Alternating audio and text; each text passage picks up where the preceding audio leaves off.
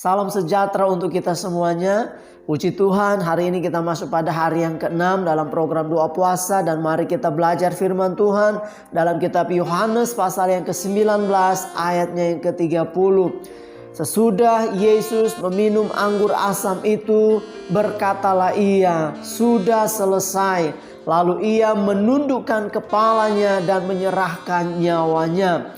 Doa atau perkataan kemenangan dari Tuhan Yesus adalah menjadi seruan kepada Allah dan menjadi seruan kepada manusia bahwa Yesus telah menang terhadap kuasa kegelapan, Yesus telah menang atas iblis, dan Yesus telah menang atas maut. Mari kita melihat kebenaran firman Tuhan ini, bahwa ada beberapa hal yang penting yang Yesus katakan perihal sudah selesai. Yang pertama, menyatakan pengabdian diri Yesus kepada Allah. Kita lihat di dalam kitab Ibrani 10 ayat yang ke-9, dan kemudian katanya, "Sungguh aku datang untuk melakukan kehendak-Mu." Yang pertama ia hapuskan supaya menegakkan yang kedua. Kemudian makna yang kedua terkandung dari ungkapan sudah selesai, bahwa kuasa maut telah dilumpuhkan dan iblis dikalahkan.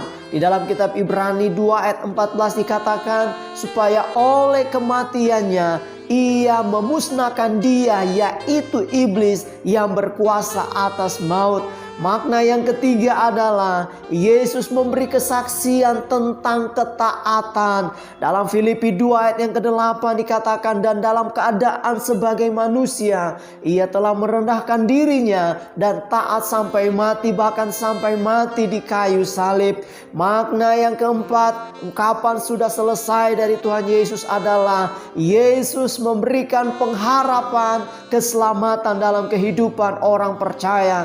Dalam Ibrani 9 ayat yang ke-15 dikatakan, karena itu ia adalah pengantara dari suatu perjanjian yang baru, supaya mereka yang telah terpanggil dapat menerima bagian kekal yang dijanjikan. Sebagai kesimpulan renungan firman Tuhan, Yesus telah melakukan semua hal ini. Ia telah mempersatukan Allah dan manusia. Melalui Yesus segala berkat dapat mengalir dan hasil ciptaannya termasuk manusia diperbaharui. Ungkapan sudah selesai membuat sebuah peristiwa terbesar, merampungkan segalanya, penuh kemenangan dan penuh pengharapan.